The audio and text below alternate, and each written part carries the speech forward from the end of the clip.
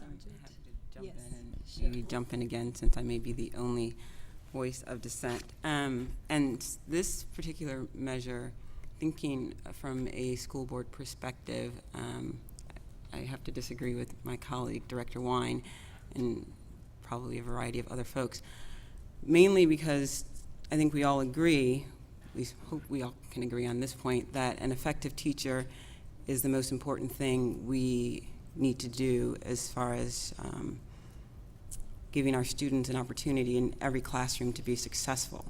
And so in many ways, this particular measure, and whether or not it passes is yet to be seen, but it's doing something that local districts cannot do, quite frankly. The idea of starting a collective bargaining agreement and asking the teachers to consider such things as reducing or eliminating COLA, tenure not being the end all and be all to pay raises, is essentially putting picket signs in their hands. And my colleagues may disagree with me on that, but I strongly believe that that's the case. Having flexibility, which is what I think this measure gives, is a great thing. And as a school board member and a member, and even just being a senior staff member of PPS, flexibility is what we need when we go into collective bargaining. The idea that certain things aren't even up for discussion limits a negotiation. And it's true over the years, historically, those things have been fought for, but at the same time, given how changes have taken place throughout the years, there's no question in my mind, and you know, in many respects it's no different than other jobs when you look at performance to determine pay. Now the great thing about this, and many folks disagree, is that it's undefined how you define classroom performance. And that's the beauty of it. If they had come in and tried to define how teachers should be evaluated, what type of performance should be the criteria to determine pay raises, I would have a serious problem with it because I don't think they are the experts. But what it does, it gives the experts, and that would be the teachers, the administrator, the senior staff, and PPS, the board, the opportunity to negotiate and discuss what makes sense given all of those who have a stake in the outcome on how we should evaluate performance. So just to quickly go through the recitals and why I'm against this particular measure. Recital A lists that it's short-circuiting the existing local collective bargaining process. Actually, it does the opposite. It broadens it in ways that are unimaginable, but for something like this passing, because like I said, quite frankly, these are items that are non-negotiable in collective bargaining with teachers' unions. B says lacks the necessary definition and clarification. Again, that's a great thing. If it had defined what and how we determine classroom performance, I'd have an issue with it because they're not the expert. But what it does, it gives experts the opportunity to come up with solutions, and I'm confident that enough smart people in the room can determine criteria that is workable, not only for the individual teachers, but most importantly, for the students that they serve.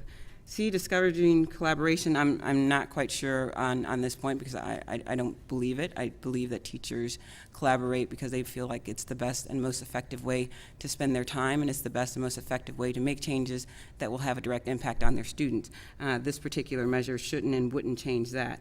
D discusses the based on years of classroom experience and postgraduate education, all of which is described in the summary comes into play when you have a reduction in staff, which we had several years ago. And there's examples in the measure. Some of the folks for the measure talk about the realities of reductions in staff, which oftentimes, given collective bargaining agreement, requires teachers who may be more qualified, and depending on how you define qualified, but if you simply define it like as experience teaching the subject and experience with a advanced degree or a degree in the subject, if that's your simple definition of qualified, which I would hope most of us would agree upon, that's what's emphasized in this measure. It's simply saying a teacher with 20 years teaching a particular subject doesn't have seniority over a teacher with 5 years and has an expertise in that subject and possibly postgraduate work in that subject. Under current collective bargaining agreements throughout the state and throughout the country, quite frankly, when reduction in staff takes place, tenure is looked at as a much higher level than some other criteria, most importantly, the years of experience teaching the subject and the education received within that subject. Let's see, to quickly finish up. Oh, E, again, it cites E while ignoring many other approaches. This measure doesn't address these other approaches. No one is saying pre-K kindergarten programs aren't terrific, full-day kindergarten aren't terrific. This measure has absolutely nothing to do with those programs. It doesn't hinder them in any way, shape, or form. F, let's see, cost of living, COLA. The interesting thing about COLA is, at least from my perspective, most folks, I don't know, 40, 45 or younger, have no concept, if they're not a union member, have no concept of what COLA is. COLA is something that in many ways hinders, again, school boards and local districts and collective bargaining because it takes a certain chunk of money and assumes it will be paid out to teachers. It's something that is archaic, but has been, and to the union's credit, this has been around for a very long time, but in the generations, at least 2 generations in the current workforce, have no idea what COLA is. A pay raise to them is simply a pay raise. They don't get a pay raise and, in addition to that, a cost of living adjustment. It'd be a great thing if they did. I'm sure no one would disagree with that, but the realities of the financial world and the financial market in general as far as employers are concerned is COLA is not necessarily the best way to reward employees simply by cost of living adjustments, because it's, for some, not financially responsible, but for others, and I would say particularly in our case when we have limited funds, it ties up money unnecessarily. Let's see, G and H, many of the important issues, like highlighting many of the other important issues. I don't think this conversation, if this measure were to pass, and school boards and local districts would have to have conversations with their teaching staff on how we will determine classroom performance, takes away from other important issues. It is the most important issue. It is getting effective teachers in front of students is the most important issue. There's a lot of other things that we spend a considerable amount of time on.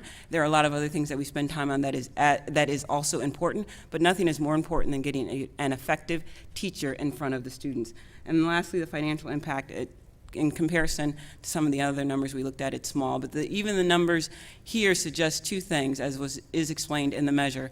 One of the things it would do is the potential financial impact require districts to have trained individuals on evaluation so that it's not just about test scores, it's the performance in the classroom and having someone observe the performance in the classroom, not just anyone, but someone who's trained on evaluating performance.